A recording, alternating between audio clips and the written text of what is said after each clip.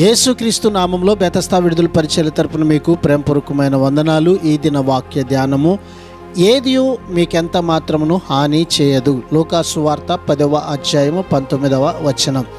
యేసు ప్రభులు వారు వారికి పాముల మీద, తేళ్ల మీద, పాములు తేళ్ల వంటి దెయ్యముల మీద అధికారం ఇచ్చాడు. దేవుని ప్రజలకు ముఖ్య శత్రువు సాతానే. ఈ శత్రువును ప్రభు అయినటువంటి యేసుక్రీస్తు వారు శిలువ మరణము ద్వారా, అలాగే పునరుద్ధానుడై లేవడము ద్వారా ఆ శత్రువుని జయించాడు.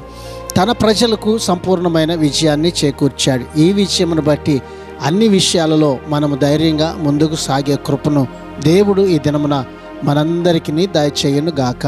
ప్రార్థన. మహాపరిశుద్ధుడా, మహోన్నతుడా, జీవము కలిగిన మా మంచి యేసయ్య, నీ మహాకృపను బట్టి ప్రేమించి మరొక నూతన దినాన్ని మాకు ఇచ్చినందుకు నీకు వందనాలు, స్తోత్రాలు చెల్లిస్తూ, నీ మరణము ద్వారా అలాగే పునరుద్ధానము ద్వారా మాకిచ్చిన సర్వ అధికారాన్ని బట్టి ప్రభువా, ఈ లోకంలో మీ పక్షంగా ధైర్యంగా జీవించే కృపను మాకు అందరికీ దయచేయమని యేసు ప్రశస్త నామంలో ప్రార్థించి అడిగి వేడుకుంటున్నాము తండ్రి.